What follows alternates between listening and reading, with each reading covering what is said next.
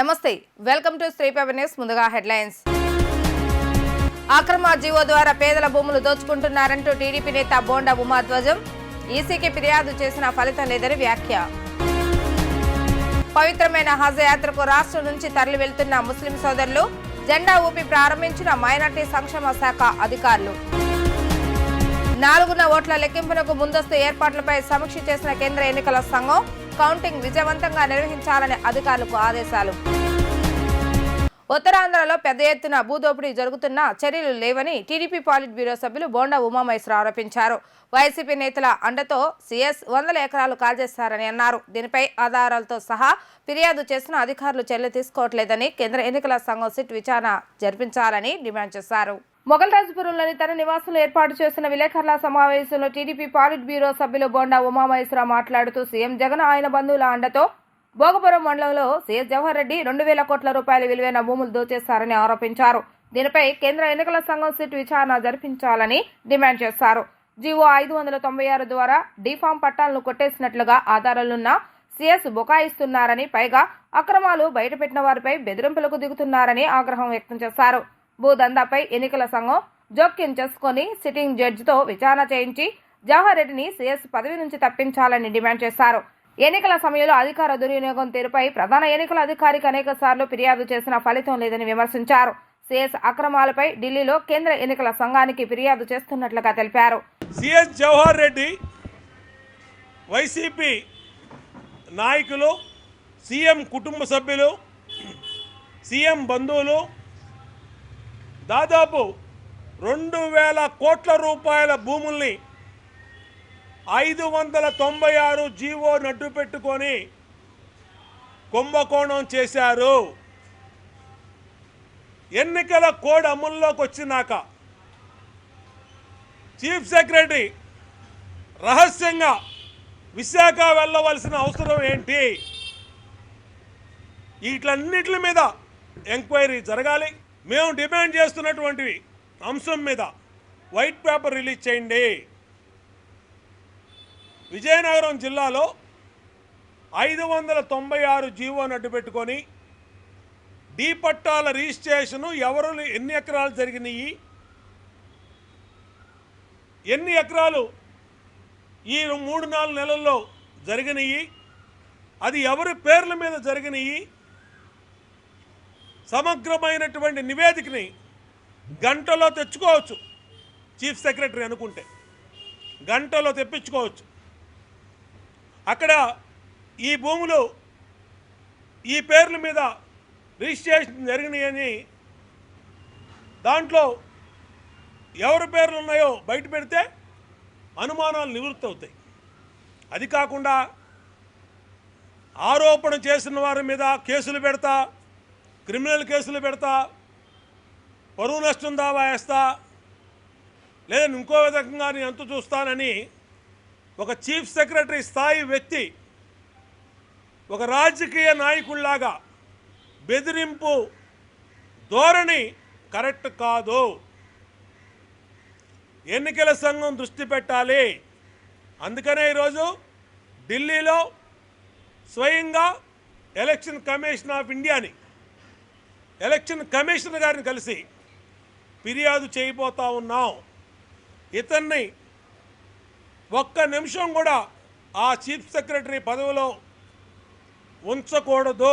పవిత్రమైన హజ్ యాత్రకు రాష్ట్రం నుంచి ముస్లిం సోదరులు తరలి వెళ్లారు. గన్నవరం విమానాశ్రయం నుంచి ఉదయం 8:45 బయలుదేరారు. మైనార్టీ సంక్షేమ శాఖ అధికారులు ఈ యాత్రకు జెండా ఊపి ప్రారంభించారు. 2024 పవిత్ర హజ్ యాత్రకు ముస్లిం సోదరులు సోమవారం ఉదయం 8:45 గన్నవరం అంతర్జాతీయ విమానాశ్రయం నుండి బయలుదేరి వెళ్లారు. ఈ యాత్రకు యాత్రికులను తీసుకుని బస్సులు తెల్లవారుజామున 3:30 గన్నవరం ఈద్గా మసీద్ హజ్ క్యాంప్ నుండి అంతర్జాతీయ విమానాశ్రయానికి బయలుదేరి వెళ్లాయి. ఈ బస్సులకు రాష్ట్ర మైనార్టీ సంక్షేమ శాఖ ప్రభుత్వ కార్యదర్శి హర్షవర్ధన్ పచ్చజెండా ఊపి ప్రారంభించారు. హజ్ కమిటీ సీఈఓ అబ్దుల్ ఖాదర్ యాత్రలో తీసుకోవాల్సిన జాగ్రత్తలపై ముస్లిం సోదరులకు వివరించారు. కాగా రాష్ట్రంలో వివిధ జిల్లాలో నలుమూలల నుంచి 713 మంది ముస్లిం సోదరులు హజ్ యాత్రకు పేర్లు నమోదు చేసుకోగా మొదటి విడతగా ఈ రోజు 323 మంది గన్నవరం అంతర్జాతీయ విమానాశ్రయం నుండి సౌదీ అరేబియా జడ్డా విమానాశ్రయానికి బయలుదేరి వెళ్లారు. ఇప్పటి వరకు ఎన్నికలు జరిగిన రాష్ట్రాల్లో వచ్చే నెల 4వ తేదీన జరగనున్న ఓట్ల లెక్కింపునకు ముందస్తు ఏర్పాట్లు నిర్వహిస్తున్నారు. కౌంటింగ్ విజయవంతంగా నిర్వహించేందుకు చేస్తున్న ముందస్తు ఏర్పాట్లను న్యూఢిల్లీ నిర్వచన్ సదన్ నుంచి వీడియో కాన్ఫరెన్స్ ద్వారా chief election commissioner Rajeev Kumar సమీక్షించారు. భారత ఎన్నికల సంఘం మార్గదర్శకాలను పాటిస్తూ ఖచ్చితమైన ఫలితాలను త్వరితగతిన ప్రకటించేలా చర్యలు చేపట్టాలని అధికారులకు దిశానిర్దేశం చేశారు. సీఎం జగన్మోహన్ రెడ్డిపై రాళ్లదాడి కేసులో కోర్టులో విచారణ జరిగింది. నిందితుడు సతీష్ కుమార్ బెయిల్ పిటిషన్పై న్యాయవాది సలీం వాదనలు వినిపించారు. సతీష్ కుమార్ నిరపరాధని, అమాయకుడని, సతీష్ని పోలీసులు కావాలని కేసులో అక్రమంగా ఇరికించారని న్యాయవాది సలీం అన్నారు. సీఎం జగన్ రాజకీయ లబ్ధి కోసమే రాళ్లదాడి అంటూ డ్రామాకి తెరతీస్తారని న్యాయవాది సలీం కోర్టుకు వెల్లడించారు. గతంలో కోడికత్తి కేసు, ఇప్పుడు రాళ్లదాడి కేసులో 2 అమాయకులను అక్రమంగా జైలు పాలు చేశారని తెలిపారు. వాదనల అనంతరం 8వ అదనపు జిల్లా న్యాయస్థానం ఆర్డర్స్ రిజర్వ్ చేసింది. రేపు న్యాయమూర్తి ఆర్డర్స్ ఇవ్వనున్నారు. కూటమి నేతలు కోరిన అధికారులను నియమిస్తున్నారు. హింస జరిగిన తర్వాత కూడా పోలీసులు స్పందించలేదు. అధికారులు బరి తెగించి ప్రవర్తిస్తున్నారు అంటూ వైసీపీ నేత మాజీ మంత్రి పేర్ని నాని ఆగ్రహాన్ని వ్యక్తం చేశారు. ఎస్పీతో సహా అధికారులకు పిన్నెల్లి ఫిర్యాదు చేస్తారని, టీడీపీ దాడులు చేసినా పోలీసులు పట్టించుకోవడం లేదంటూ ఆరోపించారు. వైసీపీ నేతలపై ఏకపక్షంగా కేసులు పెడుతున్నారని, పాలవాయి గేట్లో దౌర్జన్యం జరిగితే అడ్డుకోలేదన్నారు. వైసీపీ కార్యాలయంలో ఏర్పాటు చేస్తున్న విలేకరుల సమావేశంలో మాజీ మంత్రి పేర్ని నాని మాట్లాడుతూ టీడీపీ నేతలు హత్యాయత్నం చేస్తే పోలీసులు ఎందుకు కేసులు పెట్టలేదంటూ ప్రశ్నించారు. అసలు ముద్దాయిలను వదిలేస్తున్నారు, తప్పు చేయని వారిపై కేసులు పెడుతున్నారంటూ ఆరోపించారు. పిన్నెల్లి ఈవీఎంను ధ్వంసం చేస్తే 13వ తేదీని ఎందుకు ఫిర్యాదు చేయలేదు? డీజీపీకి సిటీ ఇచ్చిన నివేదికలో పిన్నెల్లి ప్రస్తావన కూడా లేదు అంటూ వారు పేర్కొన్నారు. పిన్నెల్లిని హత్య చేయాలని టీడీపీ ప్రయత్నిస్తుందని, టీడీపీ కుట్రలకు పోలీసులు సహకారం ఉందంటూ ఆరోపించారు. హత్య చేయాలనే ఆలోచనతో ఎమ్మెల్యే ఇంటి దగ్గర బలగాలను తొలగించారంటూ పేర్ని నాని పేర్కొన్నారు. పిన్నెల్లికి హాని జరిగితే ఐజీ, ఎస్పీ, డీజీపీదే బాధ్యత అంటూ పేర్కొన్నారు. టీడీపీ నేతలతో కలిసి ఎస్ఏ నారాయణస్వామి కుట్రలు చేశారని అన్ని ఆధారాలతో చెబుతున్నామన్నారు. డీజీపీ విచారణ జరిపించాలంటూ ఆయన కోరారు. పోలీస్ వ్యవస్థ ఎట్లా అయిపోయిందంటే, ఒక కంటికేమో కాటుకు పెడతారు, మరొక కంట్లోనేమో కారం పోస్తారు. ఇది పోలీస్ వ్యవస్థ. ఈ రకమైనటువంటి అధికారుల బరితెగింపు మనం చూస్తున్నాం. పోలింగ్ రోజు హింసకు సంబంధించి హింస జరుగుతుంది అని చెప్పినా పట్టించుకోలేదు. హింస జరిగిన తర్వాత ఏకపక్షంగా వైఎస్ఆర్ కాంగ్రెస్ పార్టీ మీద, టీడీపీ మీద ఎఫ్ఐఆర్లు నమోదవుతాయి, కానీ సెక్షన్ల తేడా ఉంటాయి. వైఎస్ఆర్ కాంగ్రెస్ పార్టీ కార్యకర్తలనేమో వేటాడతారు. వీటన్నిటికీ మనం ఉదాహరణలుగా బోళ్ళని కూకలుగా తీసుకోవాల్సినటువంటి అవసరం ఉంది. కొన్ని చిట్టోళ్ళు వచ్చి 18వ తారీఖున డీజీపీకి ఇచ్చినట్టు దాంట్లో ఇట్లా ఎమ్మెల్యే మెషిన్ బాధలు కొట్టాడండి అని చెప్పిన ఎప్పుడు ఆ దాంట్లో చెప్పారా? మీడియాకి కూడా, మీ అందరికీ కూడా సిట్టు వాళ్ళు మీకు ఒక ఇది ఇచ్చారు. వాళ్ళు గమనించినటువంటి డీజీపీకి ఇచ్చినటువంటి ప్రిలిమినరీ రిపోర్ట్లో ఏమేమి అంశాలు ఉన్నాయో మీకు ఇచ్చారు. దాంట్లో ఎక్కడ కూడా ఓటింగ్ మిషన్లు పగిలినాయి అని కానీ, దాడి జరిగిందని కానీ, దాంట్లో ఎమ్మెల్యే పాల్గొన్నాడు, పిన్నెల్లి రామకృష్ణారెడ్డి గారు పాల్గొన్నాడని కానీ ఎక్కడ సిట్ ఇచ్చిన డీజీపీ గారికి ఇచ్చినటువంటి ప్రిలిమినరీ రిపోర్ట్లో ఎక్కడా లేదు. దానికి సాక్ష్యం మీడియాకి ప్రిలిమినరీ రిపోర్ట్లో ఏమేమి ఉన్నాయో మీడియాకి రివీల్ చేశారు. మరి ఎమ్మెల్యే నిజంగా పాల్గొంటే అది చాలా సెన్సేషన్ ఇష్యూ కదా. ఓటింగ్ మెషిన్లు బదలైపోతే చాలా సెన్సేషన్ ఇష్యూ కదా. అది ప్రపంచానికి తెలియదు కదా. మరి మీరేం చేశారు? మరి సిట్ కూడా ఏమీ ఇవ్వలేదు కదా. సిట్ కంప్లైంట్లో కూడా దాంట్లో ఎక్కడా లేదు. అంటే 15వ తారీఖు కంప్లైంట్ ఇస్తారు, దాంట్లో ఎమ్మెల్యే పేరు ఉండదు.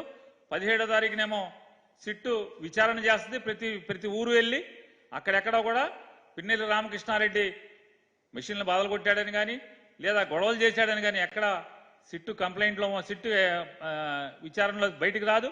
డీజీపీకి సిట్ ఇచ్చిన దాంట్లో ఎక్కడ ఉండదు. 20వ తారీఖున లోకేష్ నాయుడు ట్వీట్ చేసే వరకు కూడా ఈ ప్రపంచానికి అక్కడ ఏదో జరిగిందనేది కూడా పోలీసులు కానీ, ఆర్ఓ కానీ, జిల్లా ఎన్నికల అధికారి కానీ, ఎస్పీ కానీ, ప్రిసైడింగ్ ఆఫీసర్ కానీ ఎవరు కూడా, ఆఖరికి విఆర్ఓ కానీ ఎవరు కూడా ఎమ్మెల్యే పాల్గొన్నాడు ఇలా చేశాడని కానీ ఒక్కళ్ళు చెప్పినోళ్ళు లేరు. ఉదయాన్నే ఆనందంగా కారులో బయలుదేరిన వారి ఆనందం ఆవిరవడానికి ఎంతోసేపు పట్టలేదు. అతివేగమో నిర్లక్ష్యమో కారణం ఏదైనా కానీ ప్రమాదం మాత్రం కనుమూసి తెరిచేలోగా జరిగిపోయింది. గమ్యస్థానానికి చేరేలోపే కారులోని 4 వ్యక్తులు తిరిగి రాని లోకాలకు పయనమయ్యారు. ఏం జరిగిందనేది కూడా తెలియక ముందే కన్నుమూశారు. రోడ్డు ప్రమాదం 4గురిని పొట్టన పెట్టుకోగా మరొకరి పరిస్థితి అత్యంత విషమంగా ఉంది. కృష్ణా జిల్లా బాపులపాడు మండలం కోడూరుపాడు హెచ్పీ పెట్రోల్ బంక్ సమీపంలో ఘోర రోడ్డు ప్రమాదం చోటు చేసుకుంది. కారు అదుపు తప్పి లారీని ఢీకొట్టడంతో 4 ఘటనా స్థలంలోనే దుర్మరణం పాలవగా మరో వ్యక్తి పరిస్థితి విషమంగా ఉంది. రోడ్డు ప్రమాదంలో కారు నుజ్జు అయింది. సమాచారాన్ని అందుకున్న వీరవల్లి పోలీసులు ఘటనా స్థలానికి చేరుకుని గాయపడిన క్షతగాత్రుడిని వైద్య చికిత్స నిమిత్తం విజయవాడ ప్రభుత్వ హాస్పిటల్కి తరలించారు. రోడ్డు ప్రమాద ఘటనపై పోలీసులు కేసు నమోదు చేసి వివరాలు సేకరిస్తున్నారు. ఘటనకు సంబంధించి పూర్తి వివరాలు తెలియాల్సి ఉంది. పిన్నెల్లి రామకృష్ణారెడ్డి బాధితులు రోజుకు ఒకరు బయటకు వస్తున్నారని టీడీపీ పాలిట్ బ్యూరో సభ్యులు వర్ల రామయ్య అన్నారు. పిన్నెల్లి కానీ అతడి తమ్ముడు కానీ వాళ్ళ అనుచరులు కానీ ఏ విధంగా వ్యవహరించారో, స్థానిక పోలీస్ శాఖను ఏ విధంగా అసమర్థ శాఖగా మార్చేశారో వెలుగులోకి వస్తున్నాయని అన్నారు. మాచర్లలో పిన్నెల్లి అరాచకాలు అనేకం ఉన్నాయని వెల్లడించారు. మాచర్ల ఎమ్మెల్యే పిన్నెల్లి రామకృష్ణారెడ్డి బాధితుడు టీడీపీ పోలింగ్ ఏజెంట్ మాణిక్యాలరావుతో కలిసి టీడీపీ పాలిట్ బ్యూరో సభ్యులు వర్ల రామయ్య నేడు మీడియా సమావేశాన్ని నిర్వహించారు. ఈ సందర్భంగా వర్ల రామయ్య మాట్లాడుతూ మాచర్లను తన సామ్రాజ్యంగా భావించి పిన్నెల్లి సాగించిన దౌర్జన్యకాండ, అతని దుర్మార్గ చర్యలు ఒక్కొక్కటిగా బయటికి వస్తున్నాయని తెలిపారు. అతడు కానీ అతడి తమ్ముడు కానీ వాళ్ల అనుచరులు కానీ ఏ విధంగా వ్యవహరించారో, స్థానిక పోలీస్ శాఖను ఏ విధంగా అసమర్థ శాఖగా మార్చేశారో వెలుగులోకి వచ్చాయని చెప్పారు. ఎప్పుడైతే పిన్నెల్లి అన్నదమ్ములు పరారీలో ఉన్నారో, ఎప్పుడైతే పోలీస్ శాఖ జూలు విధిలించి కొంచెం ధైర్యం తెచ్చుకుందో చూసిన తర్వాత ప్రజలకు ధైర్యం వచ్చిందని, వారి బాధితులు ఒక్కొక్కరుగా బయటకు వస్తున్నారని వివరించారు. వారిలో ఒక బాధితుడు ఇవాళ మనతో ఉన్నాడని వెల్లడించారు. అతన్ని ఏ విధంగా ఇబ్బంది పెట్టారో అతని మాటల్లోనే వినాలని ఇక్కడికి రప్పించడం జరిగిందని తెలిపారు. అతని పేరు నోముల మాణిక్యాలరావు అని ఎస్సీ మాదిగ సామాజిక వర్గానికి చెందిన వ్యక్తి అని వివరించారు. పిన్నెల్లి రామకృష్ణారెడ్డి గారి దౌర్జన్య కాండ, అతని దుర్మార్గపు చర్యలు ఒకటొకటి బయటపడుతూ ఉన్నాయి. అతను ఎంతటి దుర్మార్గం చేశాడు, ఏ రకంగా వాళ్ళు వ్యవహరించేవాళ్ళు, అతను కానీ అతని తమ్ముడు కానీ అతని అంతేవాసులు కానీ ఏ రకంగా ప్రవర్తించారు, ప్రజల్ని ఏ రకంగా భయభ్రాంతులను చేశారు, అక్కడ పోలీసు శాఖను ఏ రకంగా నిర్వీర్యం చేశాడు, ఒక అసమర్థ శాఖగా దాన్ని మార్చివేశారో, ఇవన్నీ కూడా ఒకటొకటే బయటకు వస్తున్నాయి. బాధితులు ఇప్పుడు ఎప్పుడైతే అన్నదమ్ములు పరారులో ఉన్నారో, ఎప్పుడైతే పోలీసు శాఖ కొంచెం జూలు విధిల్చి కొంచెం ధైర్యంగా ఉన్నదో, ఎప్పుడైతే ఎలక్షన్ కమిషన్ ఒక ప్రక్క, పోలీసు శాఖ ఒక ప్రక్క ఈ అన్నదమ్ముల్ని వేటాడుతూ కనిపిస్తే అరెస్ట్ చేస్తాం, కనిపిస్తే కాళ్ళెరగొట్టి లోపల పడేస్తామనే రీతిలో వ్యవహరిస్తుందో, ఇప్పుడు ధైర్యం వచ్చింది. ఒక్కొక్కరు బాధితులు ఎవరైతే వారికి భయపడి పరారయ్యారో, ఎవరైతే వాళ్ళకి భయపడి ప్రాణాలు అరచేత పట్టుకొని వెళ్ళిపోయారు ఇతర ప్రాంతాలకు, వాళ్ళందరూ కూడా ఒక్కరొక్కరే వస్తూ ఉన్నారు. ధైర్యాన్ని కూడగట్టుకొని వస్తూ ఉన్నారు. ఇక ఏం పర్వాలేదు, వాళ్ళ ఆటలు సాగవు, వాళ్ళ కోరలు పీకేశారు అని ధైర్యాన్ని తెచ్చుకొని ముందుకొచ్చారు. అందులో భాగమే ఇక్కడ ఒక బాధితుడు ఉన్నాడు. టీడీపీ అభిమానిగా ఉండి నేను అక్కడ ఆ పార్టీకి ఏజెంట్గా కూర్చోవడం జరిగింది. అయితే ఇక నేను నేరుగా జరిగిన విషయం చెప్తాను. ఏజెంట్గా కూర్చుంటే పిన్నెల్లి వెంకటరామరెడ్డి గారు, ఎమ్మెల్యే రామకృష్ణారెడ్డి తమ్ముడు, డైరెక్ట్గా పోలింగ్ బూత్లో నేను కూర్చున్న 114 పోలింగ్ బూత్లోకి వచ్చి, ఎరా మాదిగనా కొడక, నీకు మాకు వ్యతిరేకంగా నువ్వు పోలింగ్ బూత్లో ఏజెంట్గా కూర్చునేంత ధైర్యమారా నీకు, ఎన్ని గుండెలరా నీకు, నియోజకవర్గం మేమంటే గడగడ వణికిపోతుంది, ఎంత ధైర్యం రా నీకు అని చెప్పి నానా దుర్భాషలాడాడు. ఆ ఆడే క్రమంలో ఇంకో అతను పక్కనే వచ్చి, ఆయన 300 మంది వచ్చాడు, బయట మొత్తం మంది మార్బలం ఉన్నారు ఆయుధాలతోటి. అలాగే అతనెమ్మటి లోపల బూత్లోకి 6 వ్యక్తులు వచ్చారు. ఆ 6 వ్యక్తుల్లో ప్రధానంగా దేశిరెడ్డి నాసరెడ్డి అనే ఒకడు నన్ను, అరే నా కొడక నిన్నే అనేది వినిపిస్తుందా, నీకు అర్థమవుతుందా, ఈరోజు సాయంత్రం 5 గంటల లోపు నీ డెడ్ బాడీ ఉంటుంది, నీకే ఇక నువ్వు పోలింగ్ బూత్ వదిలిపెట్టి వెళ్ళే ప్రసక్తే లేదు, నీ శవమే వెళ్ళొద్ది, 5 గంటల లోపు నిన్ను చంపి 8లో పడేస్తాను నా కొడక అని చెప్పి నానా భాషలు తిట్టారు. నేను ప్రశ్నించాను, ఏం భయపడలేదు. ఎందుకంటే నాకున్న స్వేచ్ఛనే కదా, నేను ఏం తప్పు చేశాను, ఎందుకు నన్ను ఇట్లా మీరు నన్ను దుర్భాషలు ఆడుతున్నారు, బెదిరిస్తున్నారు అని అంటే, అప్పుడు ఎరా నా కొడక, ఇక్కడ మా ఊర్లో ఎన్ని గుండెలు నీకు అని చెప్పి మళ్ళా వెంకటరామరెడ్డి షర్టు పట్టి లాగి ఈడ్చే ప్రయత్నం చేశాడు.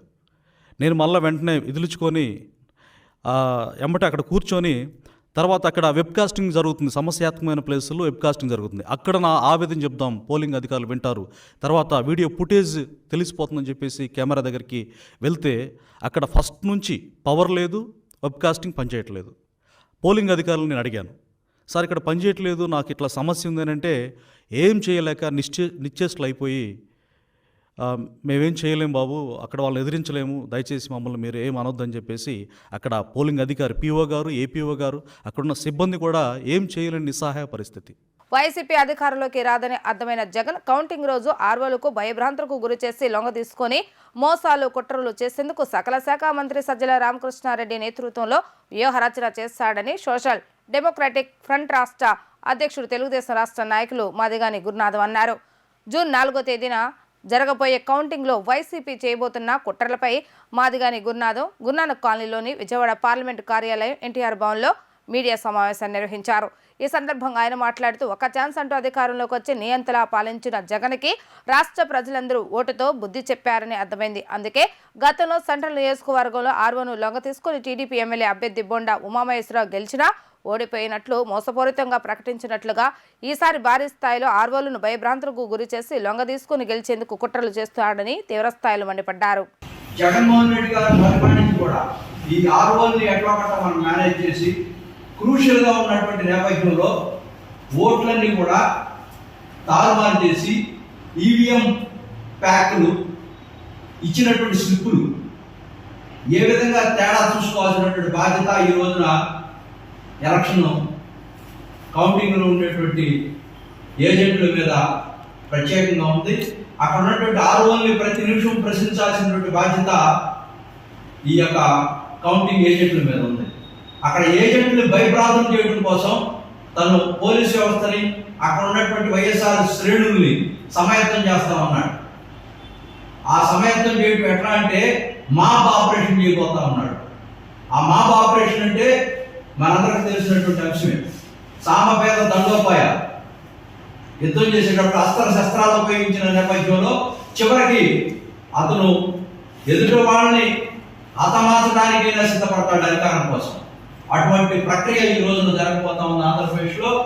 ఆల్రెడీ తెలుగుదేశం పార్టీ గణనీయమైనటువంటి మెజారిటీతో ప్రజలందరి యొక్క ఓట్లతో గెలుపు నిక్షిప్తమై ఉంది. దాన్ని ప్రకటించడమే తరువాయి. అందువల్ల ఒకటే చెప్తా ఉన్నాం, జగన్మోహన్ రెడ్డి గారు తస్మా జాగ్రత్త.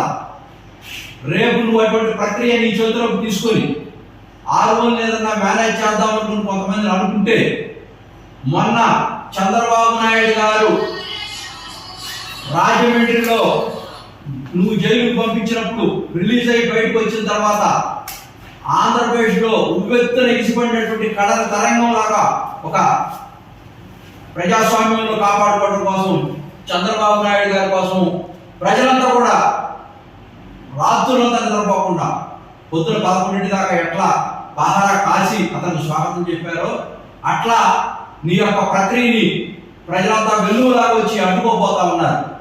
దీనికి నువ్వు బాధ్యత వహించాల్సి వస్తుంది. నువ్వు అటువంటి ప్రక్రియ కనుకపోతే తప్పకుండా నువ్వు బాధ్యత వహించాల్సి వస్తుంది. నువ్వు శిక్షకు అర్హుడు కూడా అని చెప్తా ఉన్నావు. రేపు రాబోయేటువంటి రోజుల్లో ఆంధ్రప్రదేశ్ ప్రజలంతా కూడా తస్మా జాగ్రత్త. మేము అందరికి కూడా కార్యకర్తలందరూ కూడా మీ ద్వారా తెలియజేస్తా ఉన్నాం. ఇటువంటి ప్రక్రియకి సజ్జల రామకృష్ణారెడ్డి అక్కడ కూర్చొని పిల్ల సజ్జల అందరూ కలిసి ఒక ఊహ్యాన్ని రచించుకుంటా ఉన్నారు. దీన్ని బ్రేక్ చేయాల్సినటువంటి బాధ్యత ప్రజాస్వామ్యంగా మనందరికీ ఉంది. వార్తలు ముగించే ముందు హెడ్లైన్స్ మరొకసారి. అక్రమ జీవో ద్వారా పేదల భూములు దోచుకుంటున్నారంటూ టీడీపీ నేత బోండా ఉమాధ్వజం. ఈసీకి ఫిర్యాదు చేసిన ఫలితం లేదని వ్యాఖ్య.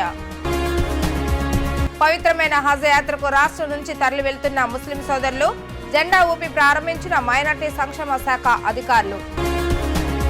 4వ ఓట్ల లెక్కింపునకు ముందస్తు ఏర్పాట్లపై సమీక్ష చేసిన కేంద్ర ఎన్నికల సంఘం కౌంటింగ్ విజయవంతంగా నిర్వహించాలని అధికారులకు ఆదేశాలు.